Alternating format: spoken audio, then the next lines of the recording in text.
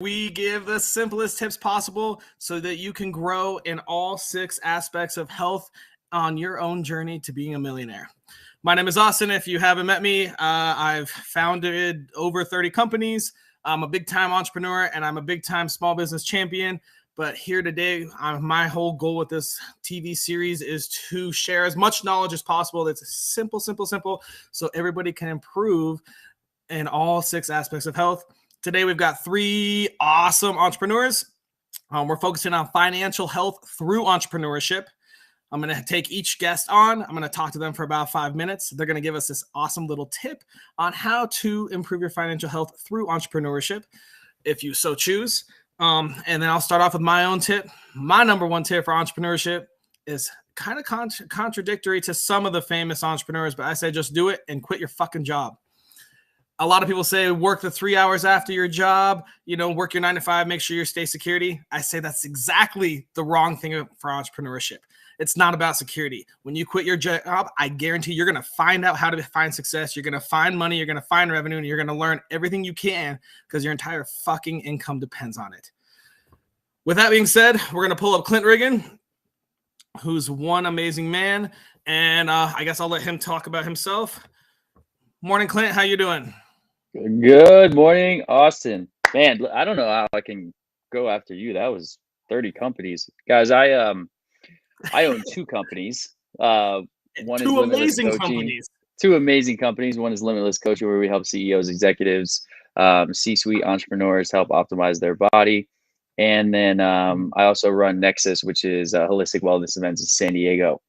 But my number one tip and something that I learned is when you go into business, do not think you need to go into a partnership because it's going to aid you in your business. The first step that I did was I had a partnership right when I started Limitless Coaching.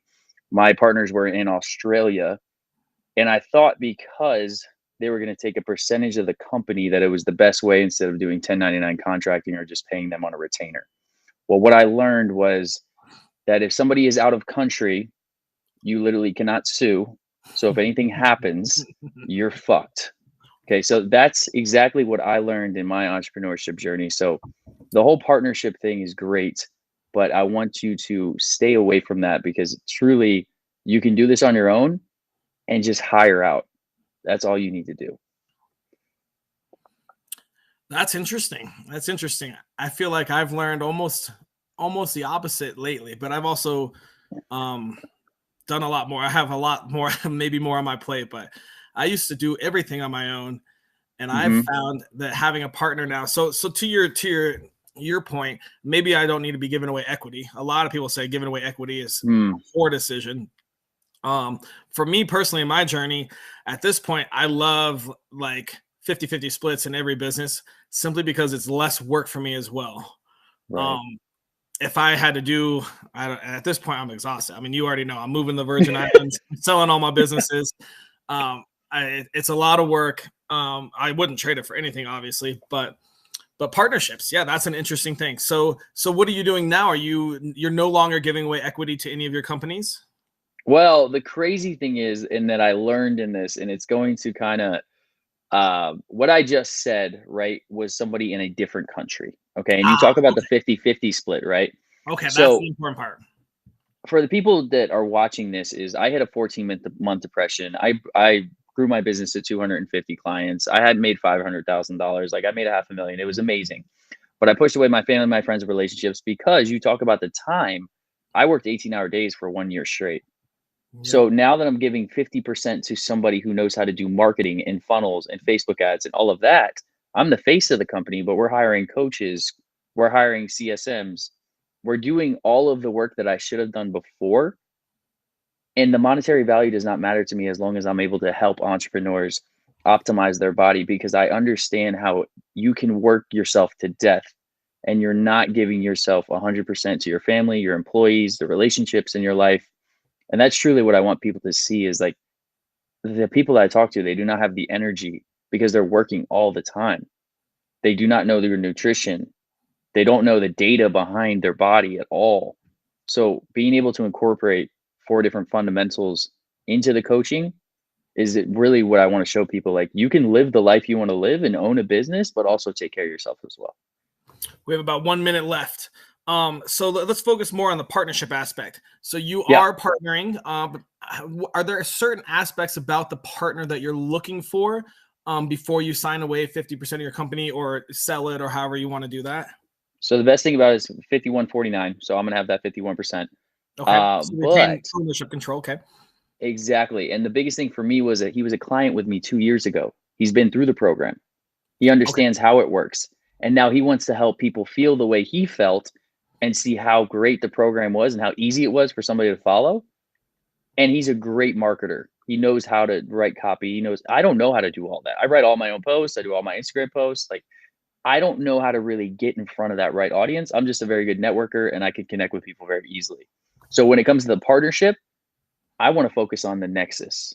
That's going to be my baby. Very cool. This is going to be something I can help people on a bigger level. Awesome. So that's Clint Riggin, everybody. His big piece Thanks, of guys. advice is make sure with your partnership you find the right partner and that they're not overseas, because then the contract doesn't matter. Thanks, Clint. We'll bring you back in a little bit here. Thanks, awesome. All right. Our next guest here is named Josh. Josh, who are you? Who am I, huh? Well, that people have a hard time defining that sometimes because I have several companies. I'm the CEO and founder of a tech company called Lane Hero. I run an entertainment company that sells to fraternities, sororities, and municipalities, A-list artists and production. Party time. Yeah, I have a pasta brand and a freight brokerage and several other little business ventures. By the way, his pasta's amazing. Thanks. So yeah, that's who I am. And do you have a little tip or trick for us to improve our financial health through entrepreneurship? My tip is set your daily goals to stack your wins. So, I come, as you know, Austin, I come from a pretty seedy past. And so my illegitimate entrepreneur journey led me to this thing. And it's this mentality that I carry with me to this day, that if you haven't made $200 by 10 o'clock, like, you need to get after it. Right. And ooh, that's a good $200 by 10 o'clock. All right. $200 by 10 o'clock and getting those wins early, even if you've got to wake up that extra hour or you've got to stack your intensity of your calls and shorten your timelines on your sales cycles. Like that goal alone, if you stack that over 5 days a week, 25 days out of the month, roughly over a course of a year's time, and you keep that intensity throughout the day, your financial health will improve. And then even going one further than that same intensity and going hard for, your family and your employees and your, relationships and your friendships is all the same thing. So, get up and get after it. Awesome. Is there any specific moment when you kind of learned this tip and decided that you wanted to start implementing it? Well, where I learned it from was selling drugs early. 10 a.m. was when your drug sales had to be at 200? You had to make 200 by 10 a.m. or you were losing rank and you were not getting as many fronts and you weren't getting the opportunities that other players in the game were. So I just, my story is that I put down that life and transferred a lot of those skills into legitimate business.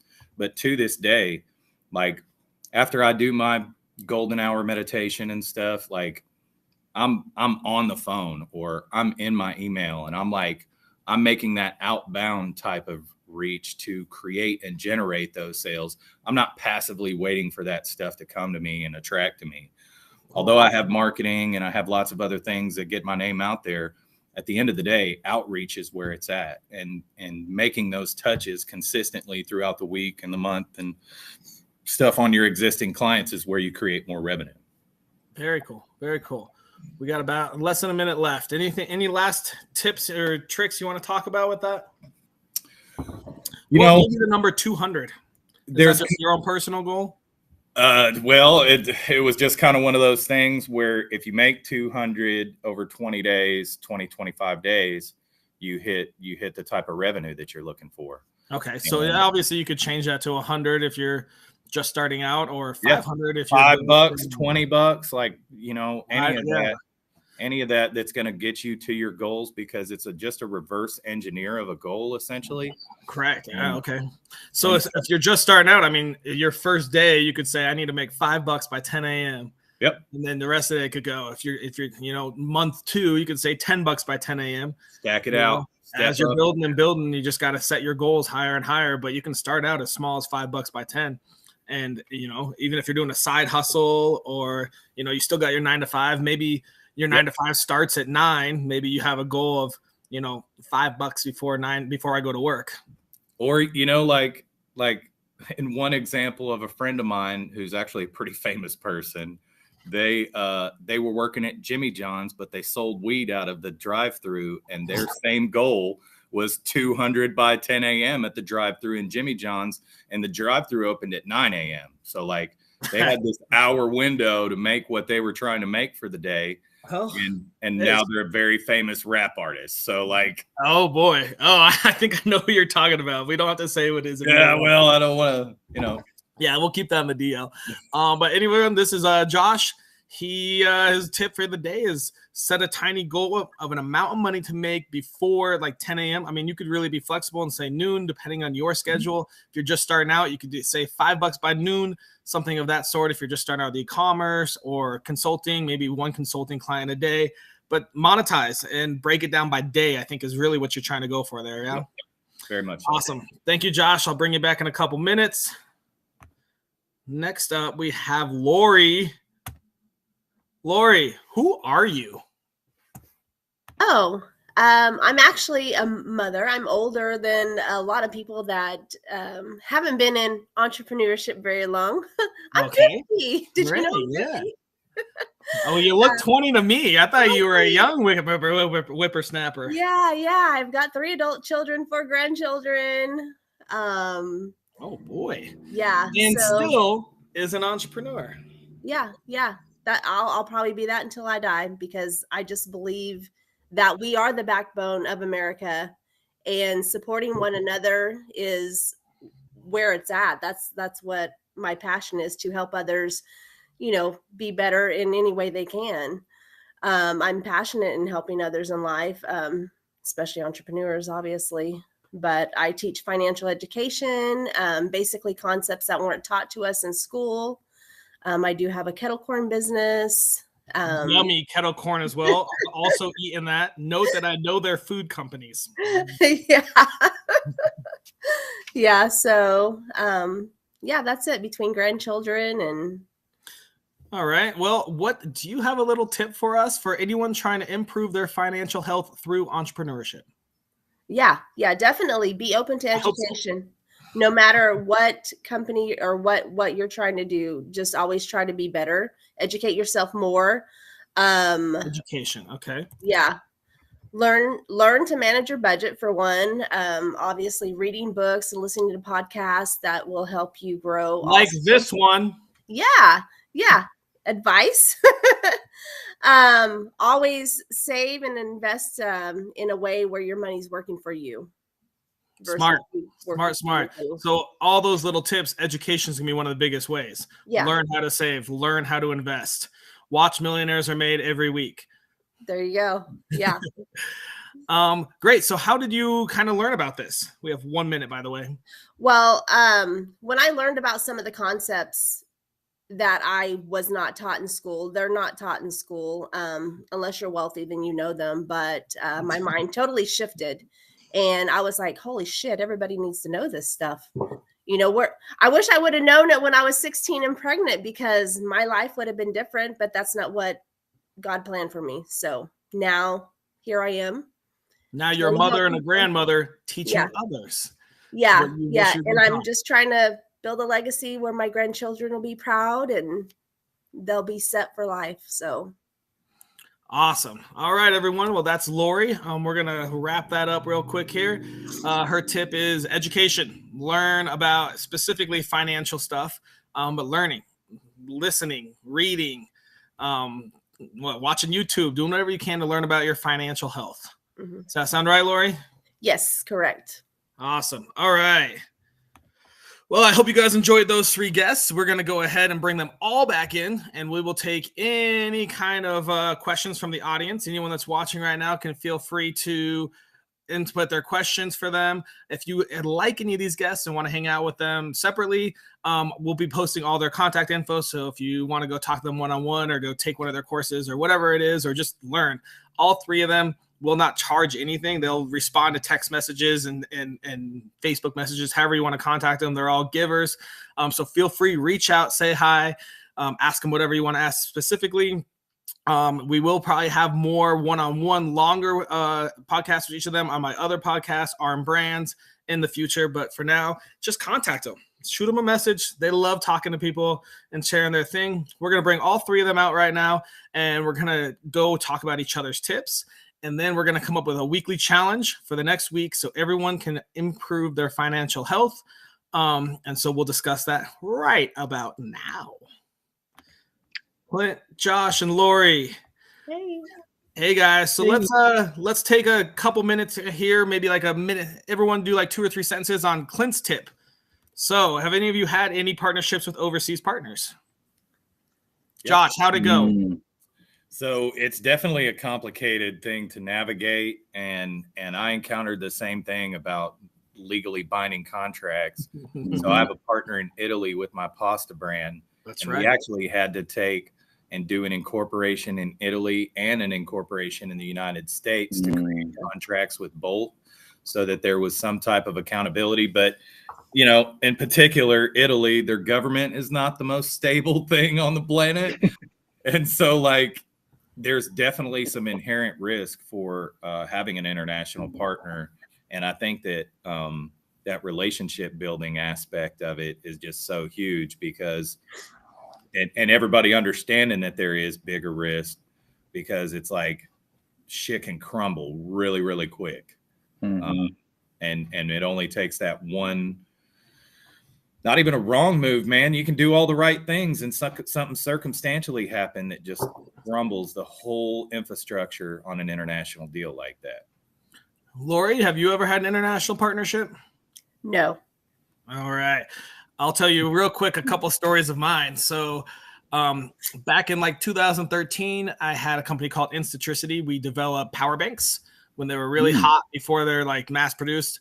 And my engineers designed ones that charged iPhone and Android, and the cable hid. So it was like a credit card size, and it charged about 60%, but you could slide it. It was, I think, exactly 4 millimeters thick. So it was about twice the size of a credit card. Wow. Really cool technology.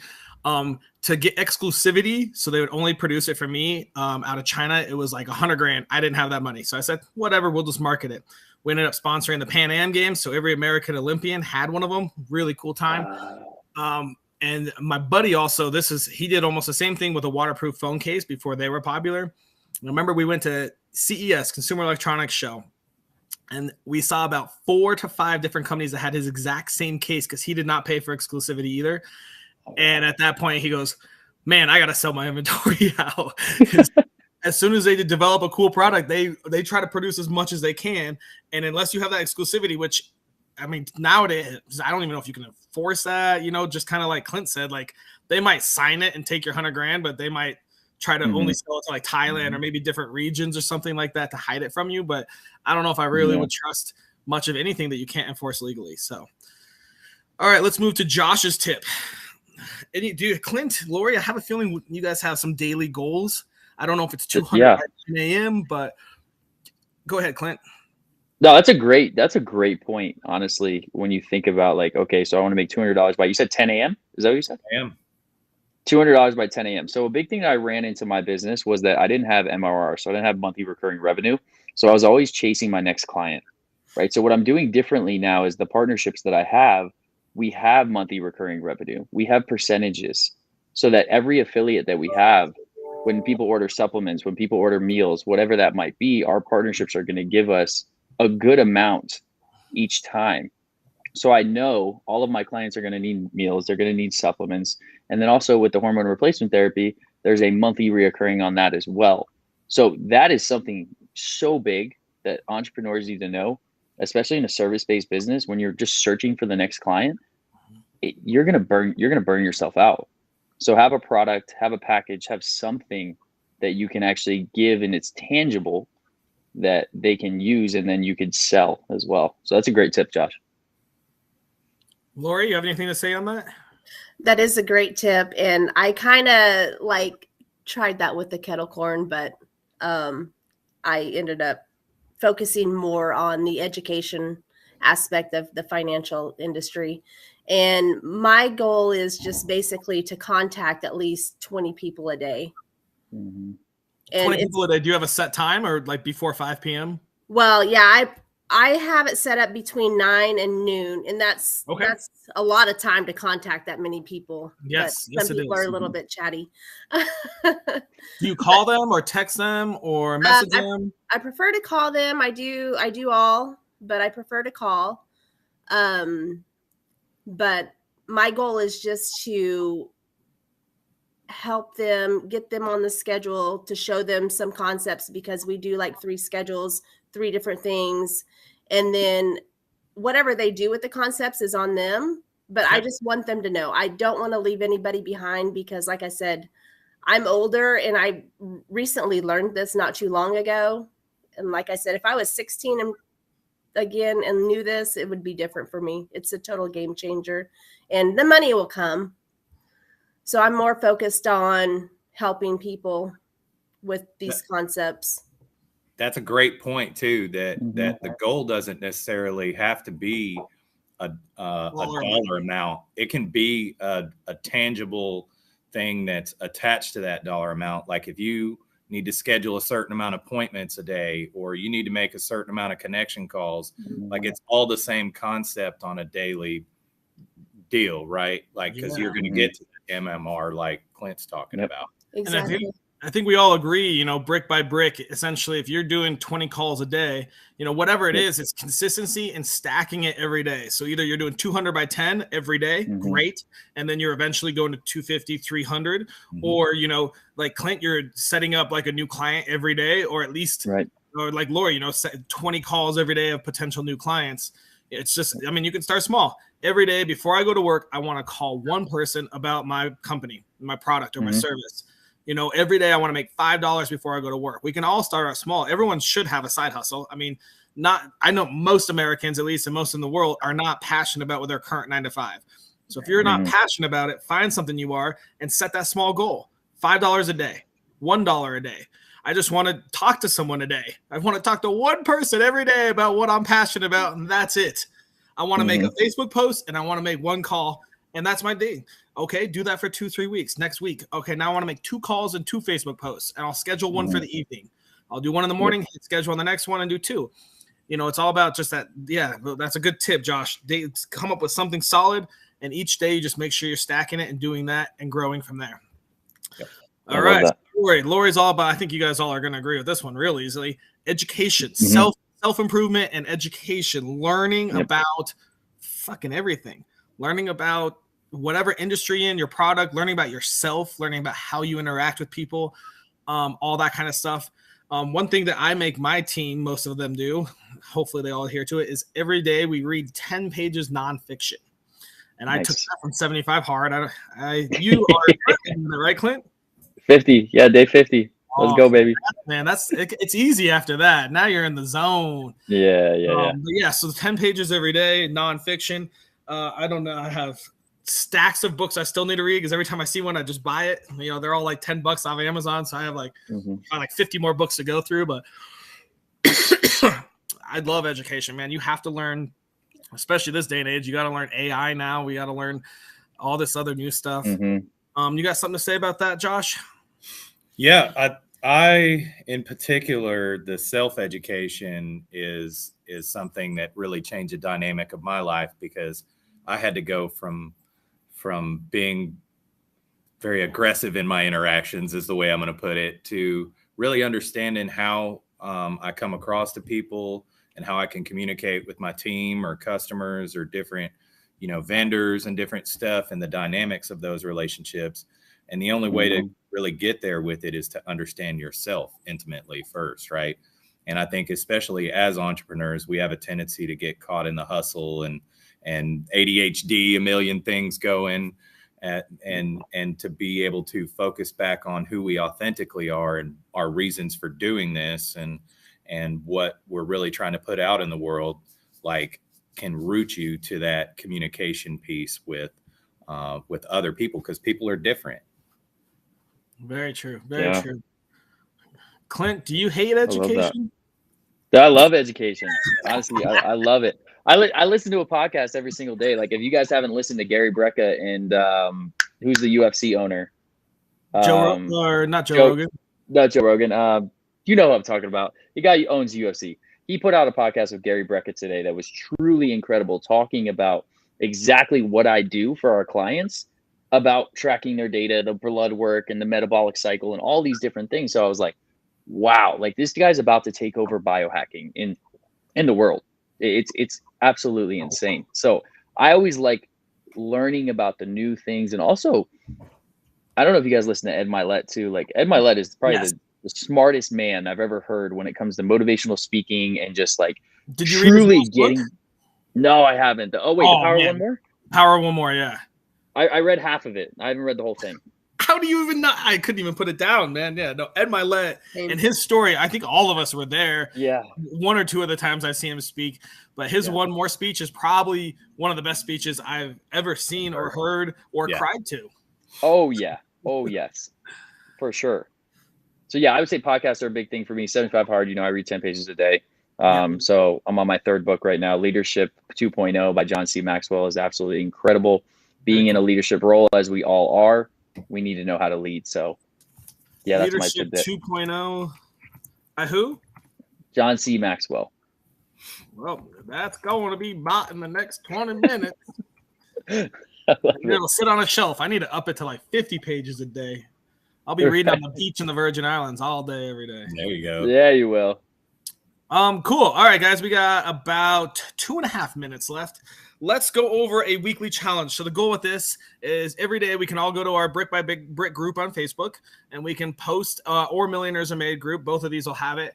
We're going to just have a weekly challenge and have people post and comment and take pictures showing that they did it. So we need to think of some way that tiny little thing that we can do to have a little challenge. And all three of you and me are all included. So we're going to have to show proof that we do this challenge. What do you guys think we should do? Ooh. I mean, it's not much of a challenge for me, but 10 pages a day is something I would be interested in.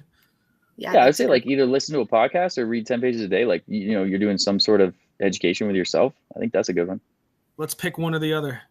10 pages. 10 pages. 10 pages a day. All right, so let's make a weekly challenge for the next 7 days. Everyone reads 10 pages. We'll have our team go on Millionaires Are Made and the Brick by Brick group. We'll post links to that as well on this chat here in a second once we post this, and let everyone go get involved. And we can take pictures, or you can just tell us what book it is. I mean, it's your own challenge. You either do it or you don't.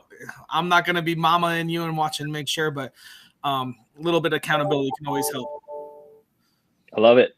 Let's do it. Cool. Any last words, guys, or we're about to wrap this up? No, thanks for having us. Yeah, cool. Thank you for having us. And hey, if you guys got any questions, I'm sure you can reach out to any one of us. We'll answer our DMs. We'll give you some information, some knowledge, and give you the right resources that you need. Perfect. Sounds like a plan. Thanks, guys. Thank you. Thank you. Bye.